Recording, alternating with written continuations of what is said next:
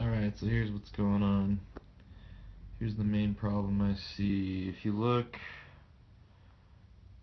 first of all, let's talk about setup a little bit. Check some stuff here.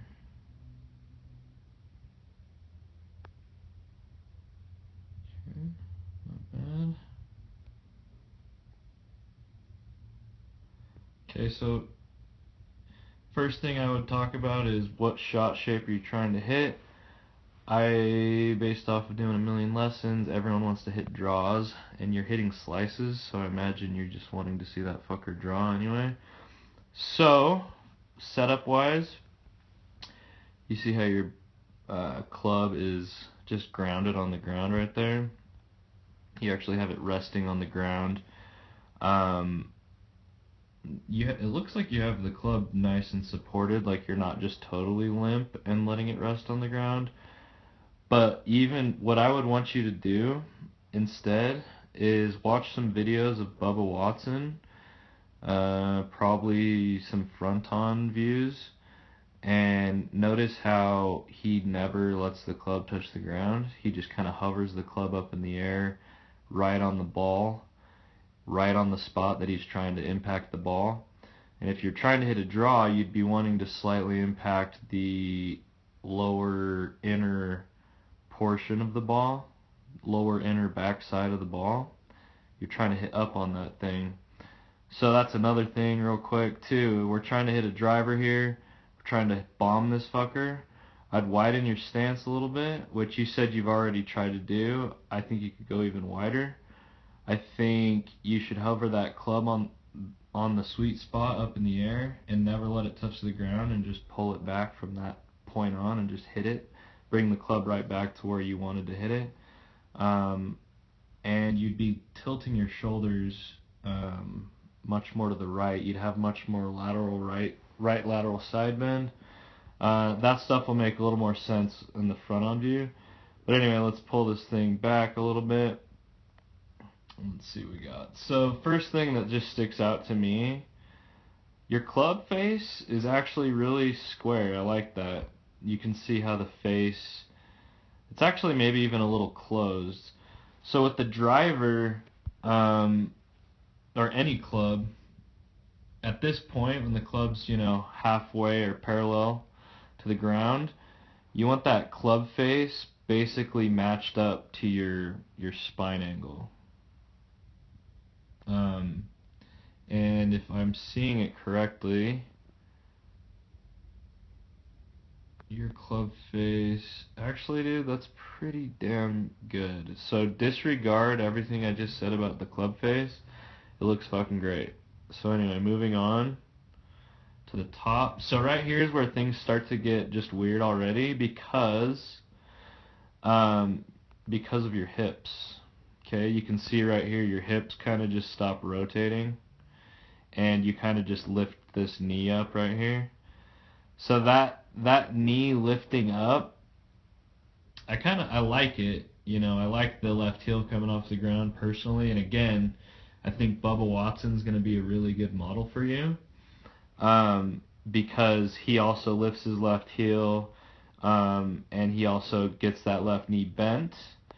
The issue comes with rotation, which we're going to see more stuff from the front on view.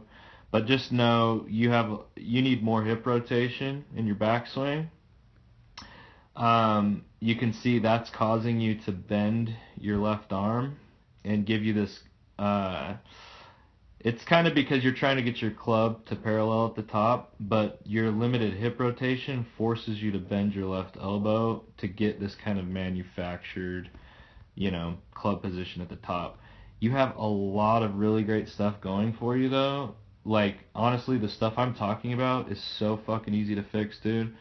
The stuff you're doing with your club face right now and your arm plane, they're nice and on your shoulder plane there.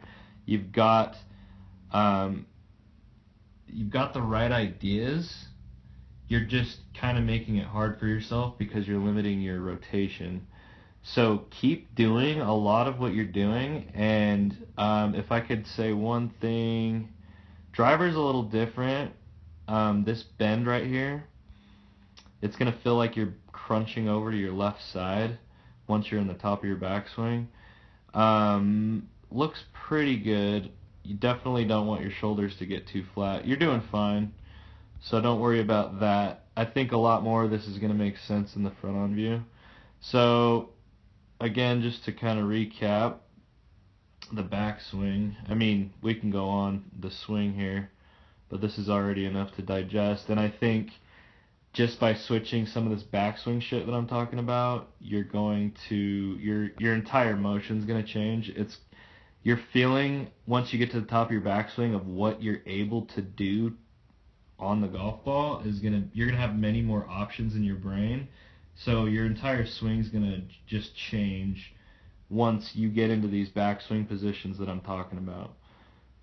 So anyways, let's just recap that. So the setup, a little bit of a change there, a little wider stance, a little more right lateral side bend, shoulder tilt to the right. Feel like you got water dripping out of the right ear. Kind of cock that neck over to the right. So remember, we're trying to hit this ball like 14 degrees up off the tee. So you're sweeping this thing up off the fucking tee, up into the air, without impacting any turf at all. So just like playing t-ball or something. So your setup needs to tell me that that's what you're trying to do. Whereas right now, it looks like you're getting set up to hit a slice, right? And guess what? You're hitting slices. So, setup changes that I talked about, more hip rotation, and then everything else is kind of going to be easier from this point on just because of the hip rotation. And it's going to be the hips. It's going to deal with this left hip and knee and kind of this left ankle, really just releasing this in the left shoulder, really releasing the left side and allowing it to rotate. So it's going to be really kind of interesting, but it's going to be definitely beneficial. So anyway, let's move on to the down the line. I'm not even going to worry about this shit yet. I'd rather you get those backswing changes fixed and then send me another swing, and then we can talk about all this shit.